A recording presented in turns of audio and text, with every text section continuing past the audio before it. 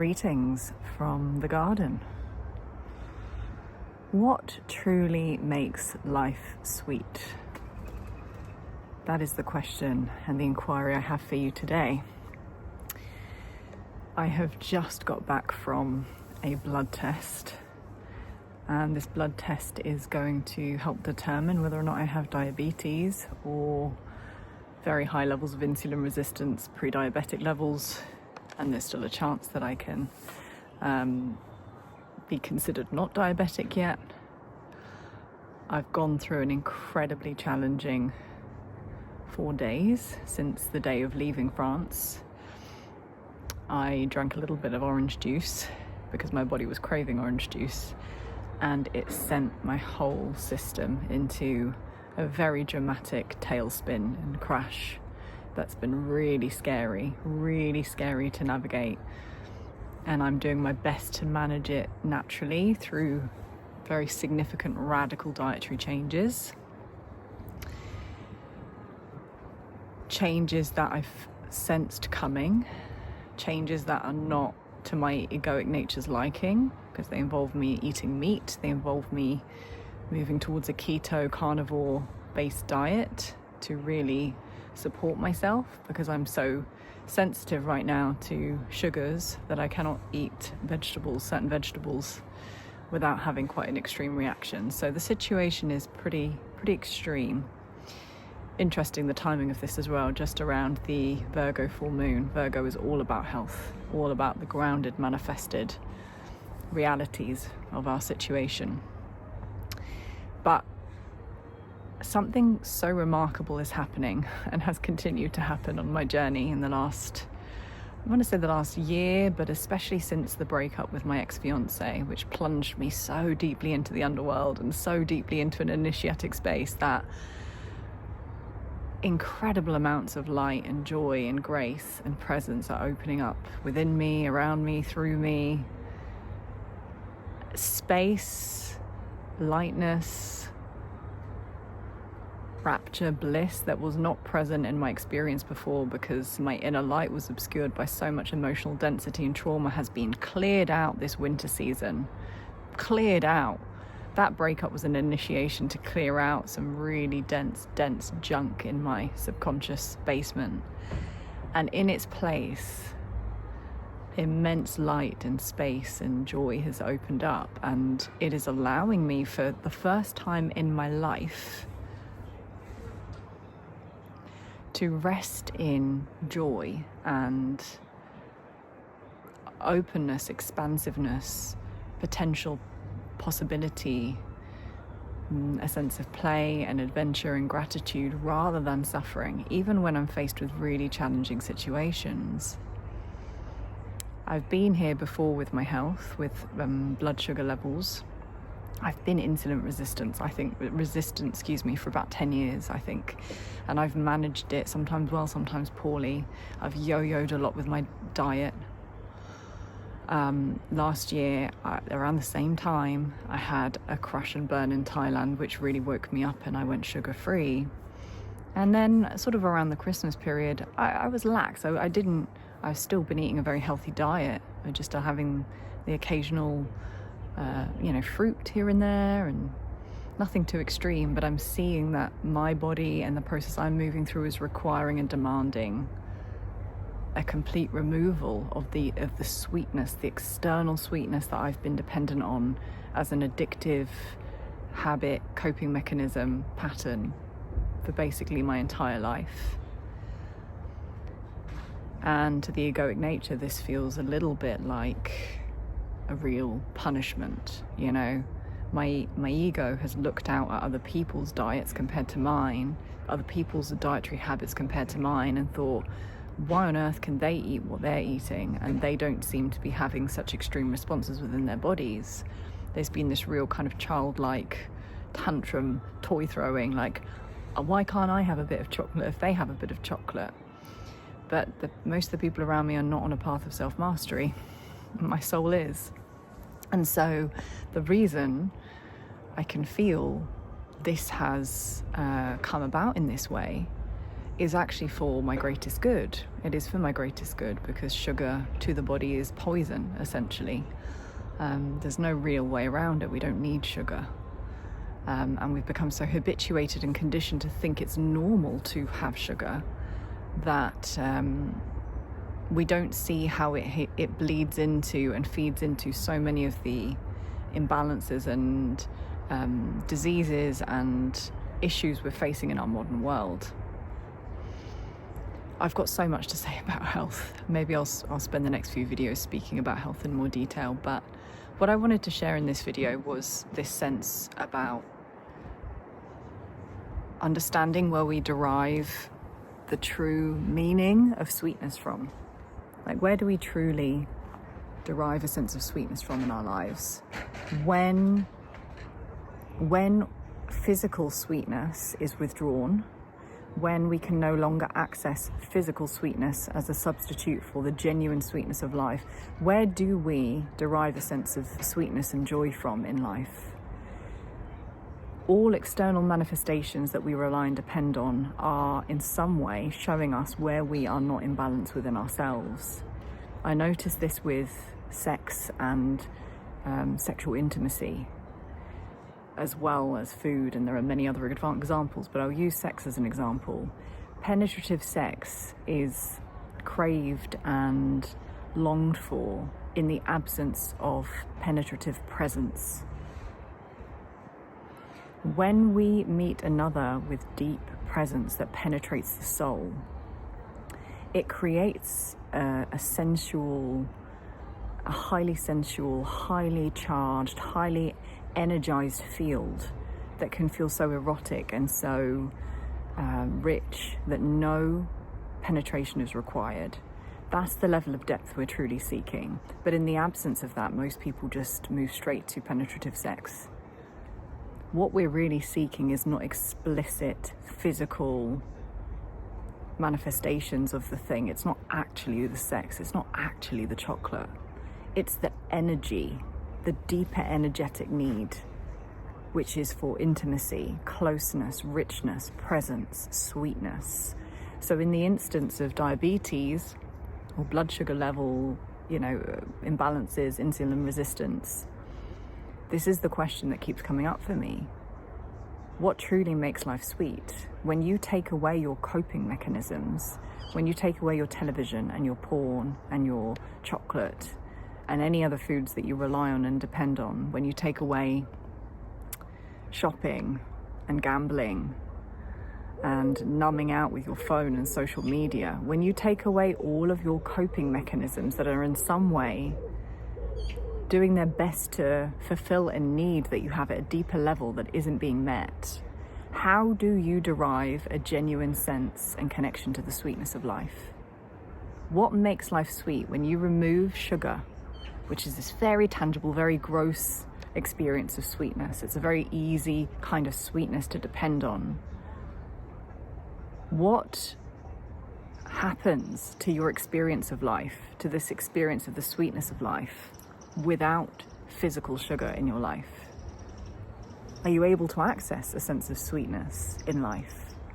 And I'm only just beginning now, as this joy and this grace continues to open in me and around me and through me, to feel ready enough to truly let these kind of very, very subtle, deeply embedded coping mechanisms go, to completely not just change my diet, but change my entire lifestyle to be one that feels sweet and rich. And I feel that that's been the divine invitation and the divine gift of me experiencing what could be diabetes or pre-diabetes.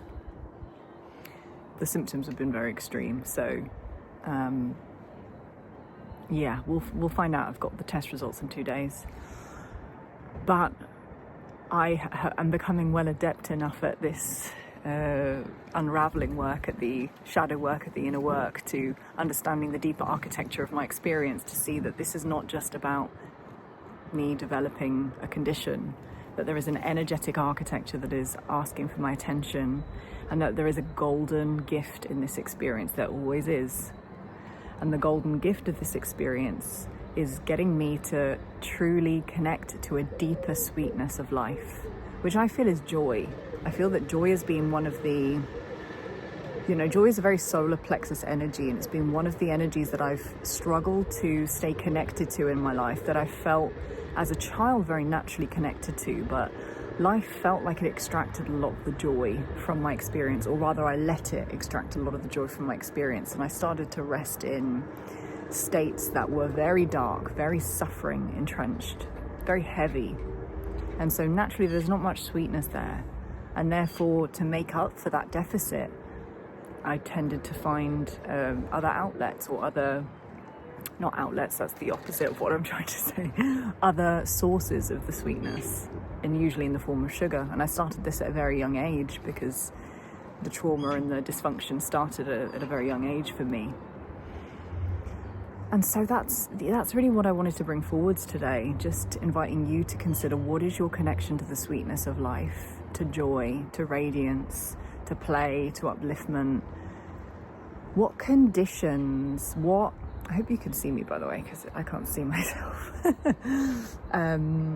What conditions, what environments, what kind of lifestyle, what kind of inner landscape do you need to cultivate in order to be connected to the sweetness of life, the true sweetness that we're seeking?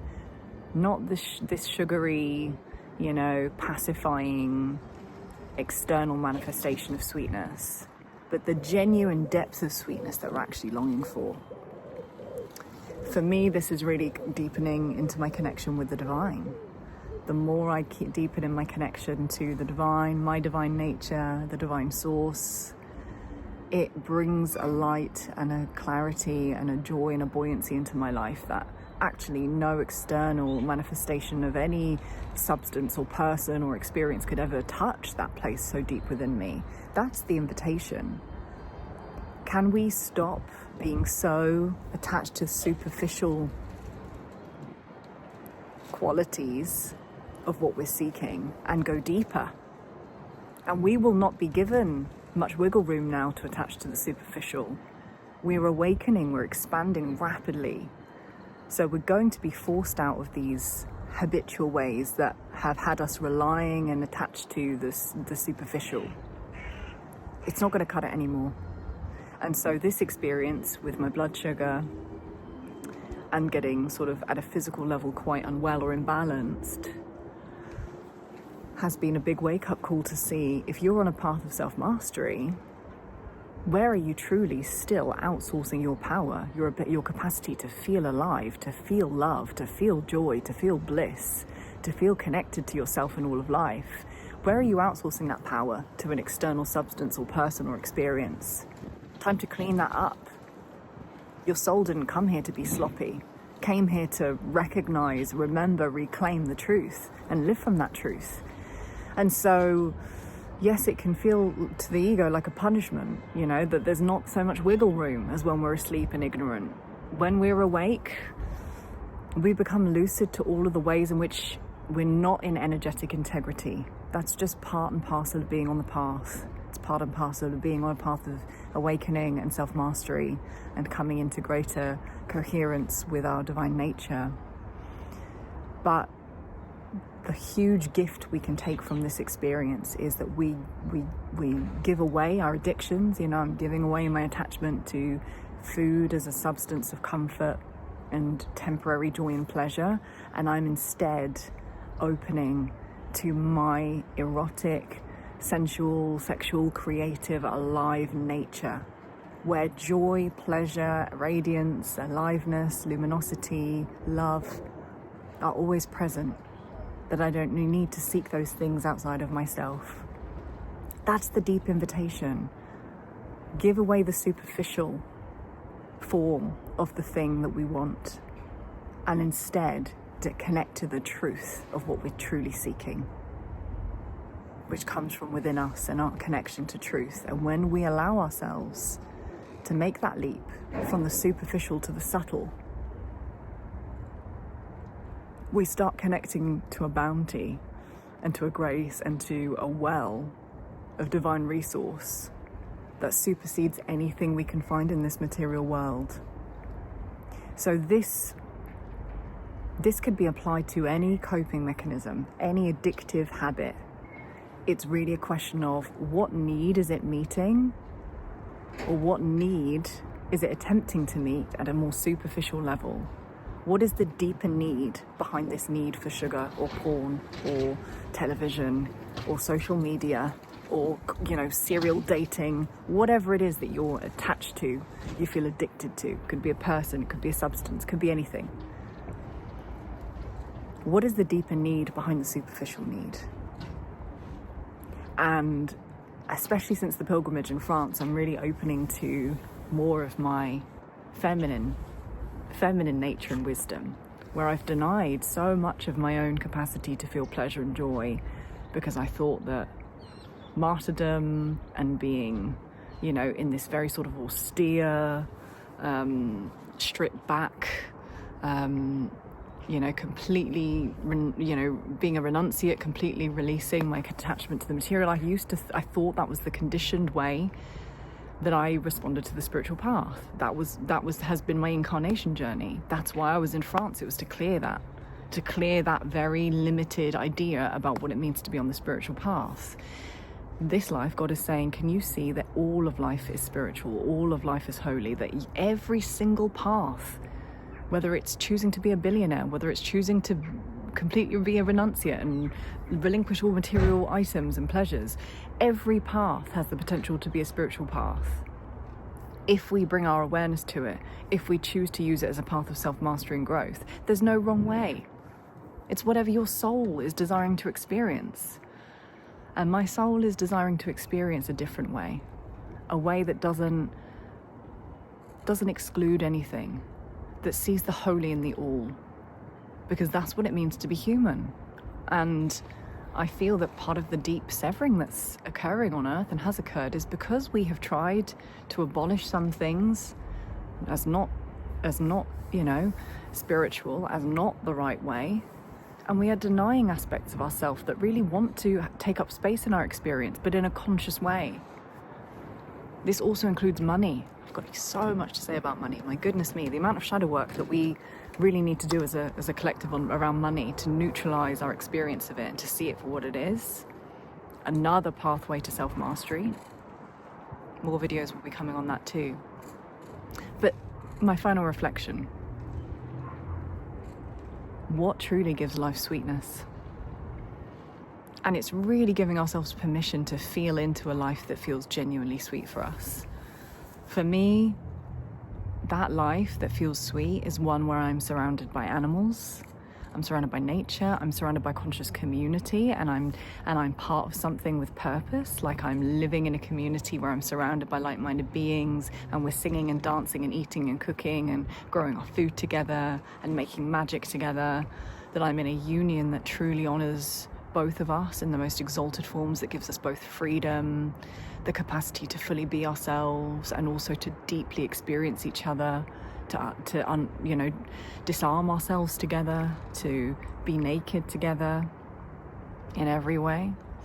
A rich, sweet life for me is one where I am allowing my creative flow and my eros, where I'm creating so many things that inspire me: oracle decks, books, macrame, paintings, music, a life full of art and beauty.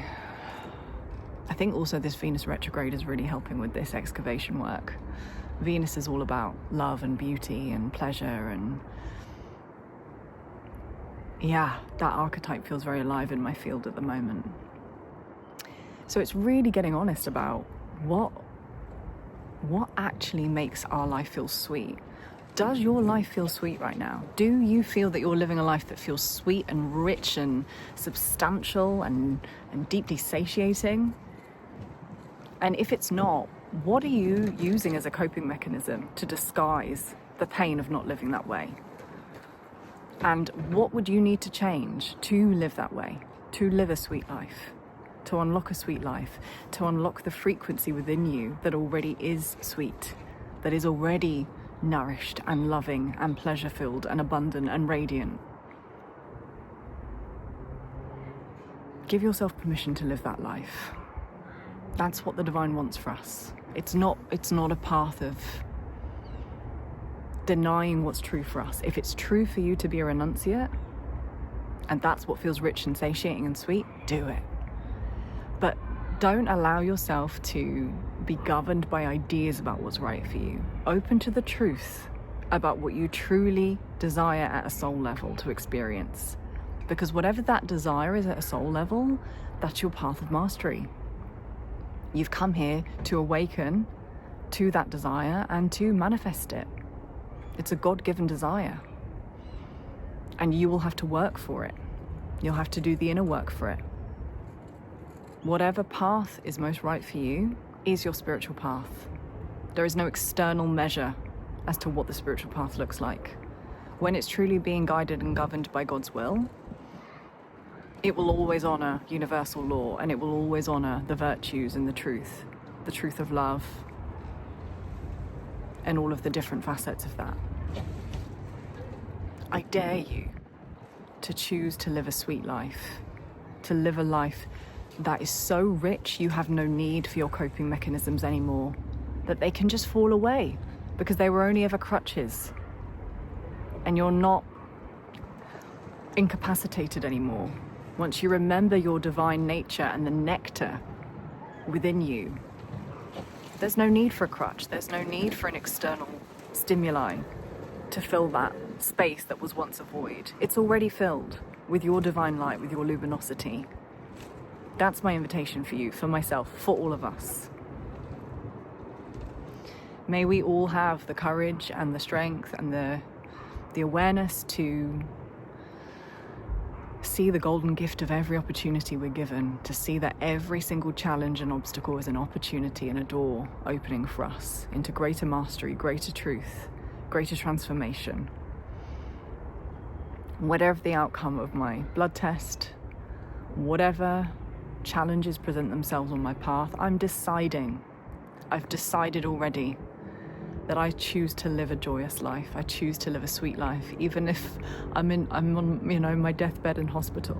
I choose to look out at this life with eyes full of joy and radiance and awe and love. That's my choice. I choose that life, and therefore I know the healing will come. Whatever healing needs to happen, I know it will come. Because that's what I choose. I choose a life and a path where I can heal, and it can be love-filled. And it doesn't have to be a path of suffering anymore.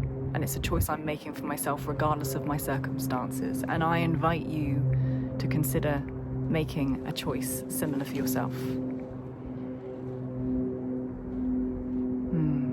Wishing you a wealth of love, of blessings, of awareness and awakening, lucidity and luminosity.